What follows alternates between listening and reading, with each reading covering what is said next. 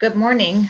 I came into work this morning and had a whole bunch of messages on Canvas. I haven't even opened my Outlook email, so I'm sure there are more there. And apparently I neglected to put a Dropbox in um, for your interactive notebooks that were due last week. I have them in for this week, but I didn't put a Dropbox in for last week's interactive notebooks. So if you guys would please email me your images, I will make sure that I get those put in. I will have grading done by this afternoon. Once I'm done recording this session and getting it converted, I will jump right into grading. So that will be done this afternoon. If you would please go through your grade book and make sure that I have everything graded. If there's something that I'm missing that you have submitted, please shoot me an email through my College America account and let me know. And if I'm missing, since I think I had 12 messages on Canvas this morning, if I accidentally missed something you submitted, please put that attachment in my College America email so that I can make sure that you are getting the points that you have earned, okay? So with that, let's jump into the urinary system, which I'm going to give you an overview, and I'm trying something new here. I've got the image over here on the left and then the PowerPoint over here on the right, but I'm going to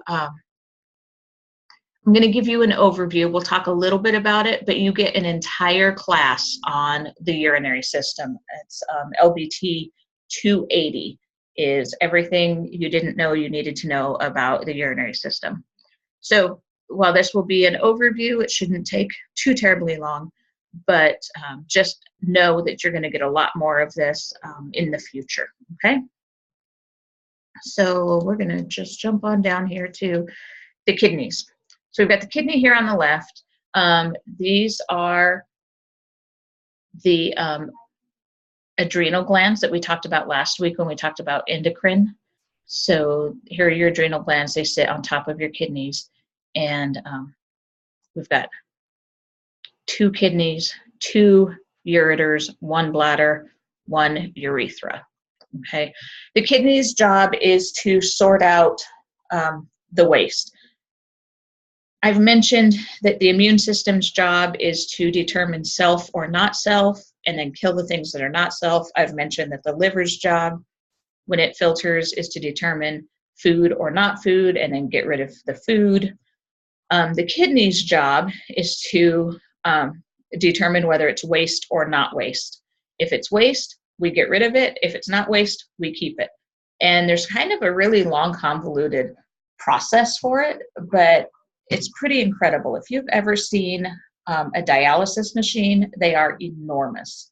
And our kidneys are really only about the size of our fist, and they sit in the retroperitoneal area, which is a fancy way of saying in our flank, behind on our backside, not on our front side. They sit right underneath our floating ribs. And you'll notice that the left side sits a little bit higher than the right side. That's, our left lung only has 2 lobes. Our heart's sitting up in here. There's just more room here. Can we live without 2 kidneys? Well, we can live without 1 kidney. We can't really live without both of them. Okay, so metabolic waste or byproducts of metabolism are filtered out by the kidney. If it's waste, it goes away. If it's something we can use, like water, salt, things like that, we retain it. The rule of thumb is that water follows sodium. So if sodium is excreted, water will follow. If we hold on to sodium, then we hold on to water, which is why after you eat a really super salty meal, you feel bloated. And it's because we have all that sodium in our body and water has followed it. So that's just a rule of thumb to keep in mind for LBT 280. Okay. The renal sinus is this area. It's just that indentation area right here on the kidney. And we know, that's kind of a textbook thing, knowing where the renal sinus is, because we talk more about the renal pelvis right here. The renal pelvis is actually deep to the renal sinus. The renal sinus is the surface area, but the renal pelvis is where the arteries come in, the arteries and veins come in and exit after they've dropped off or are picking up blood. Okay. The hilum is right in here. That's, again, part of the renal pelvis where the arteries and veins leave. Okay. And then the renal cortex, let me see if I have a better picture. So the renal cortex is this area around here inside the kidney. And then we also have renal columns, which you can see, they're just columns, okay? The renal cortex and the columns help support these triangular shaped things, which are called our nephrons. And actually the nephrons where all the work occurs. That's where all the filtration occurs, okay?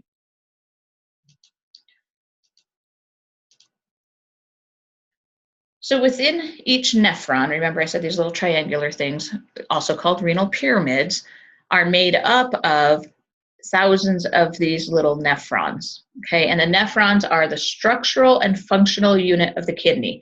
Remember that phrase because the textbook loves it. So the structural and functional unit of the kidney is the nephron. Within the nephron, we have the renal corpuscle and renal tubule, the glomerulus, Bowman's capsule, the proximal convoluted tubule, the loop of Henle, and the distal convoluted tubule.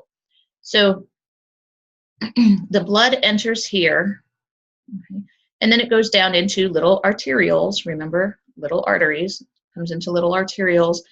And these little grape-like things right here, these little circular things,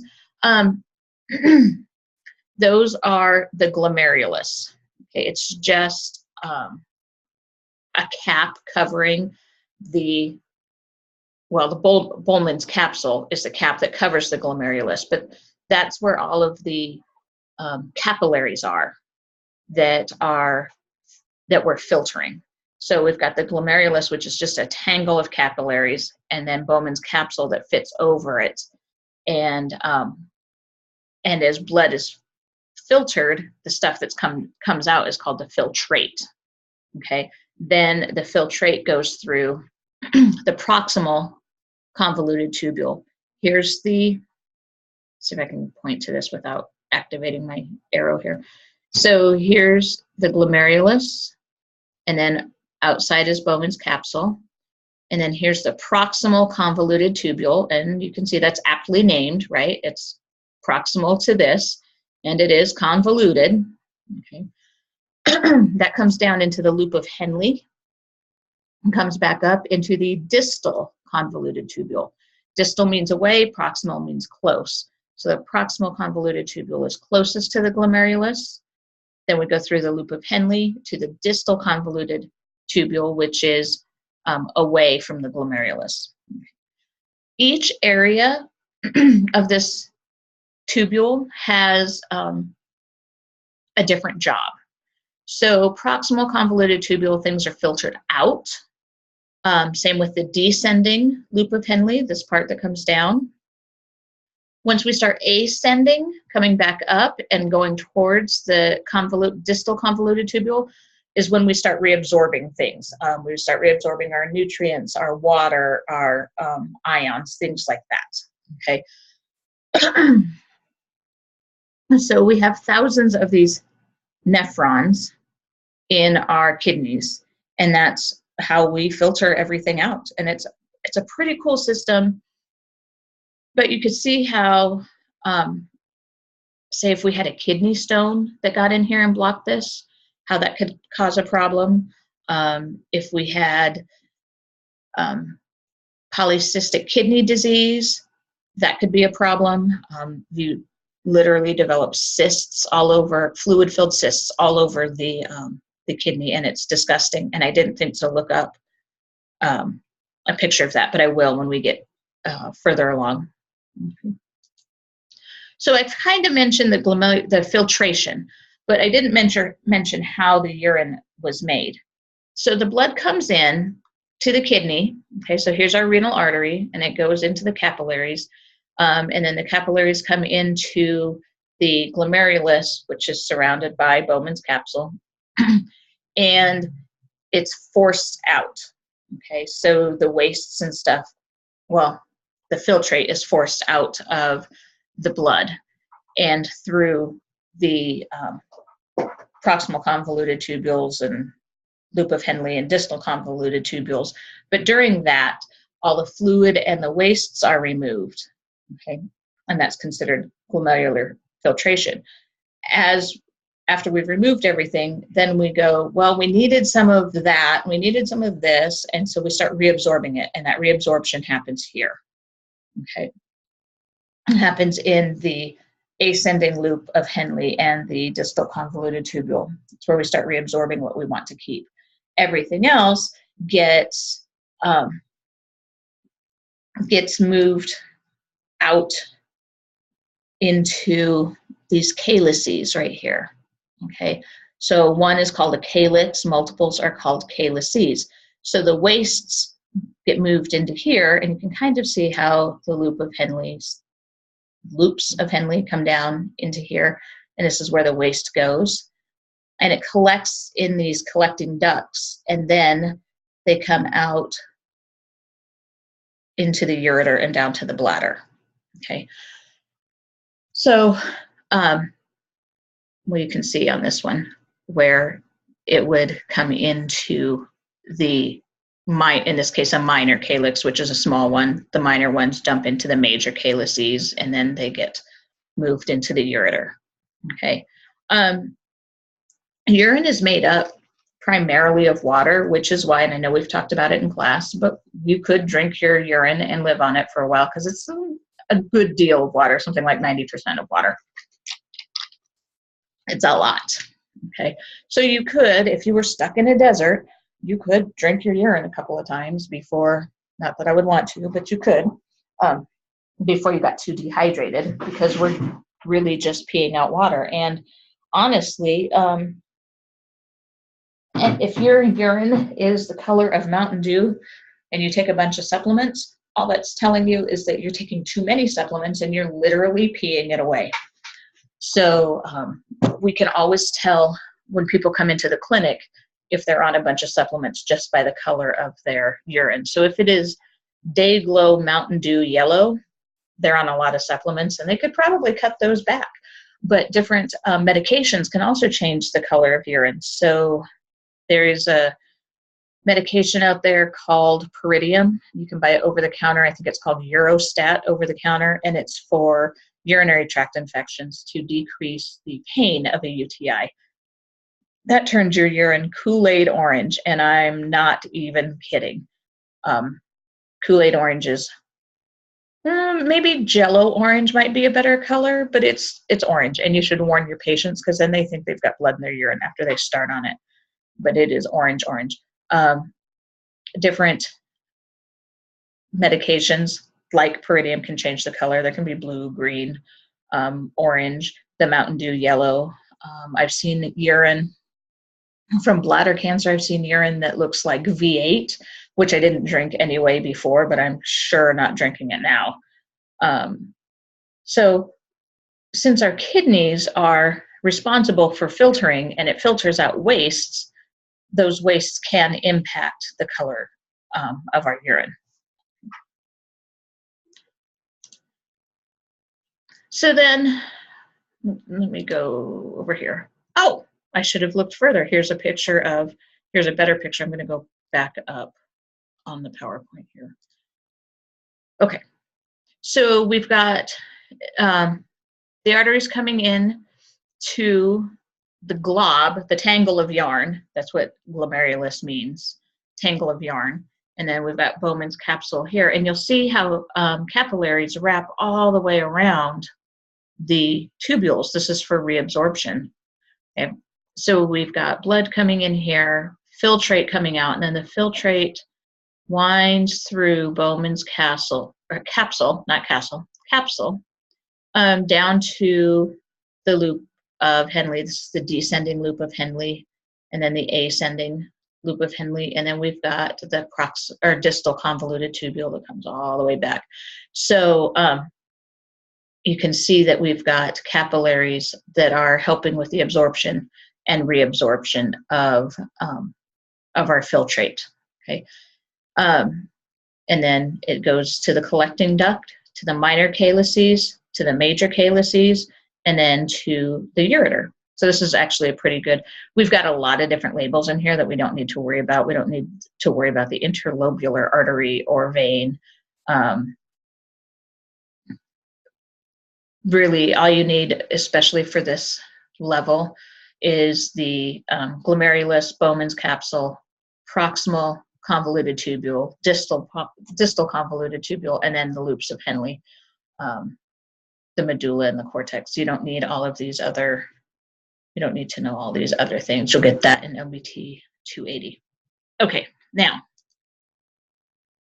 and here's even more of that. This is a really good one too, of how the filtrate comes out into Bowman's capsule. Okay. And another good one. This is what the one I was looking for. Okay, ureters. Okay. So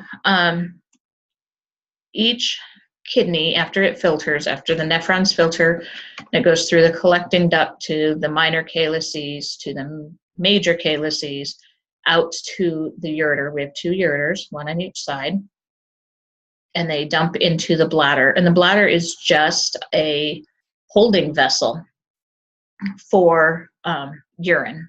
Okay, the kidneys are constantly making urine. So every second of the day, they're filtering. Every beat of the heart forces blood into the kidneys to be filtered. So we are constantly making urine. And we have this cool detrusor muscle right here. And that is the muscle around the bladder. If that contracts, it squeezes this. As the detrusor muscle contracts, the sphincter, which we don't have on here, the sphincter muscle relaxes. We've got 2 sphincter muscles, one at the base, right in here, one at the base of the bladder, and then one at the exit from the urethra. Okay, so as the detrusor muscle contracts, these 2 sphincters relax to allow the urine to be expelled. Okay. And the ureters simply allow the urine to go from the kidneys to the bladder. That's their job. Okay. Within the urinary bladder, we've got this area called the trigone. Okay, it's this triangular area. It's where the ureters come in. So up here, it looks like the ureters attach way up at the top. These are actually where it comes in. They come in almost on the bottom of the bladder. Okay, so this area between the ureteral openings and the urethra, this little area is called the trigone. I don't know why you need to know that, but they love to ask it, so I teach it. Okay. We talked about detrusor muscle, and micturition is another word for urination. Okay. So this is obviously a male's bladder, and the reason I say obviously is because it's got a prostate gland. So you can see if the prostate enlarges, how it would pinch off the urethra.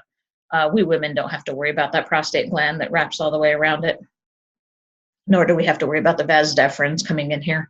Our anatomy is actually pretty simple. We don't have the prostate, we don't have the vas, we just have ureters, bladder, and urethra. Okay. Oh yeah, and the author. There you go.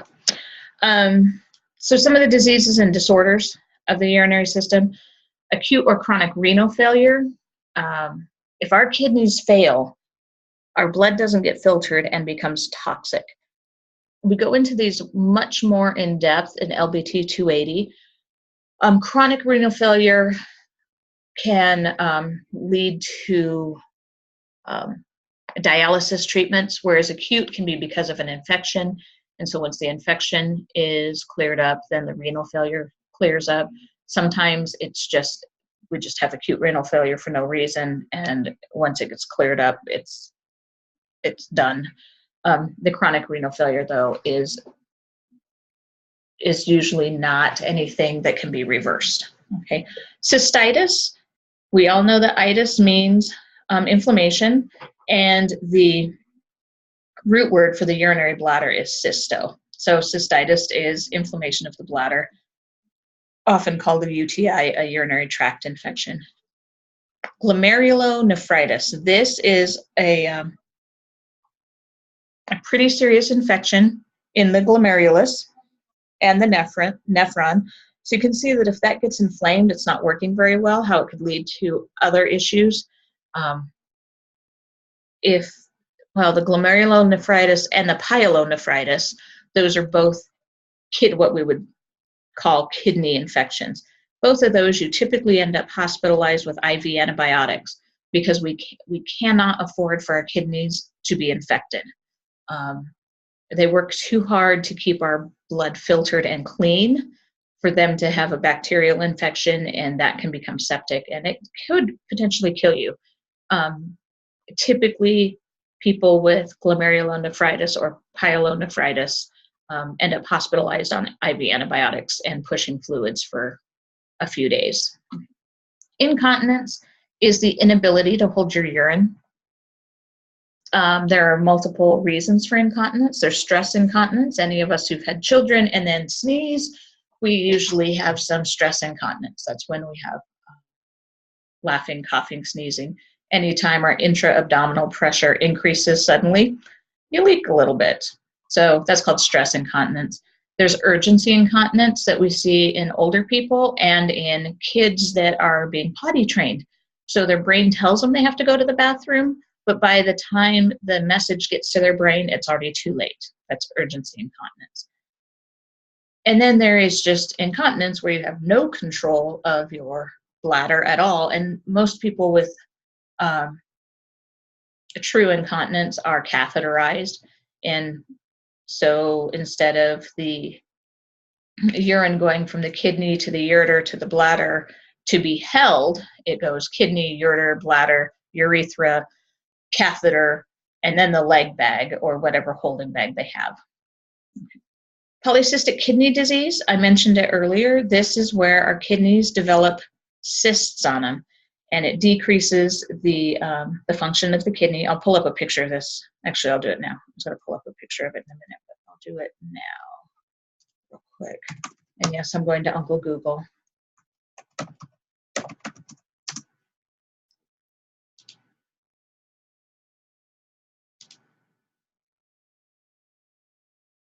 So normal kidney, polycystic kidney. Look at how huge these things are. When we get these big old cysts on them, they're just fluid-filled cysts. Kidney function goes to crap. It just doesn't work. The kidneys just cannot work. So a lot of people with polycystic kidney disease are going to end up on dialysis. I know I've mentioned Mrs. Angemi a lot, but she has some good pictures of polycystic kidney disease as well.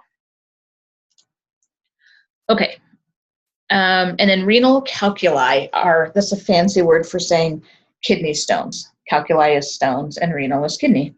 So renal calculi are made up of different minerals that form into little stones. And usually if they're less than a millimeter, they don't cause much problem, but kidney stones can be excruciating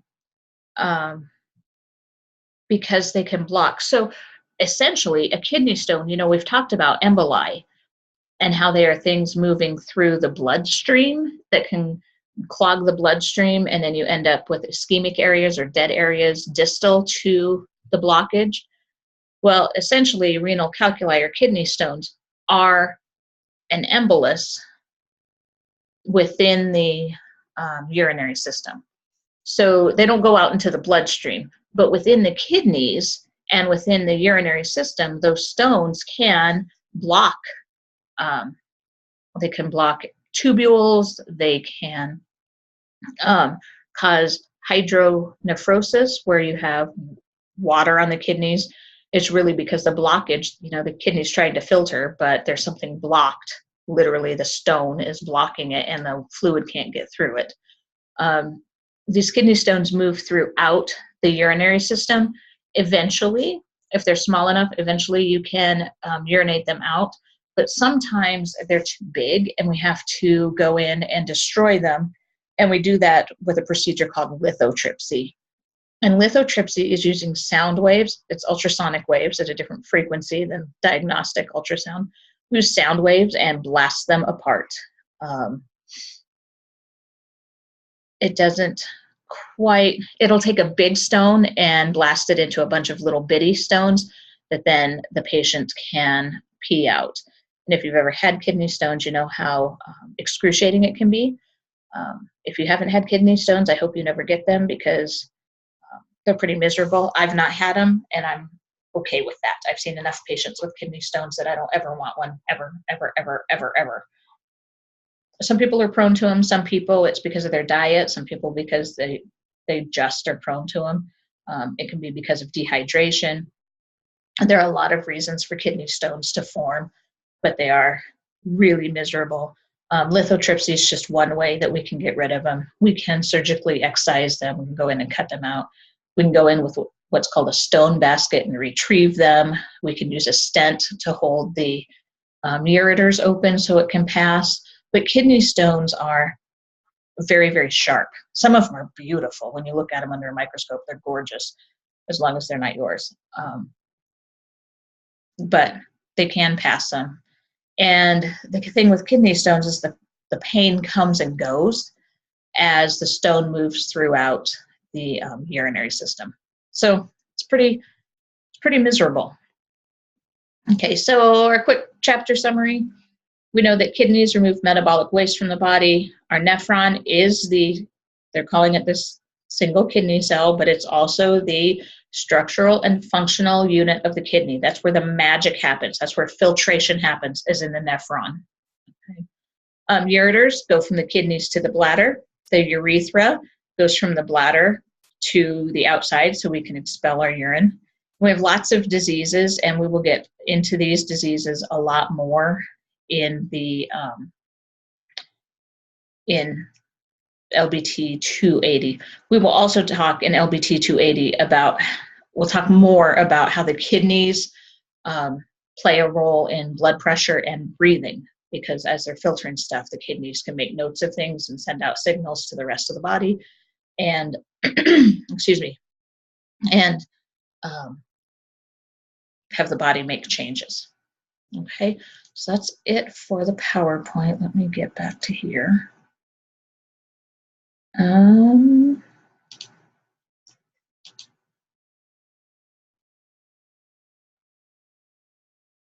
Sorry, the computer's being kind of slow. For this week, I'll get this posted as quickly as I can. It shouldn't take too terribly long, I don't think. For this week, just make sure that you've gotten everything else that is due turned in. Your LRA was due Saturday night. I don't think I wrote that on the board, but I assigned it the very first day of class, and you had 3 weeks to do it. So hopefully you've gotten it submitted as you were supposed to. Your Learn Smarts are due. You do have a discussion for this week. And then your final exam, I think I've allowed 3 hours for you to complete your final exam. Make sure that you have everything else due or turned in before that, and you have until Saturday night. I am here on campus from 9 to 4 today. This is Monday. I guess I didn't tell you which day it was. It's the 18th. So I'm here on campus from 9 to 4 today, 9 to 5, Tuesday, Wednesday, and Thursday. So if you need anything, you can stop by campus, and don't forget that we're having our our holiday festivities. Today is the afternoon of board games. Tomorrow are the Christmas movies and sing-alongs, and then Wednesday are pictures with Santa. So come by and see me. If you need anything, shoot me an email through my college email address. I will probably not be back on Canvas till the end of the week. So it is really best to email me through my College America address. I will get grades posted today. And of course, if you have any questions about your grades, either come see me or shoot me an email through my College America address. I'm going to keep saying that until everybody gets it. So email me. If you're good, if you don't have any questions and you don't have any problems, then have a great Christmas and a safe New Year's. And I will see you guys on the 8th.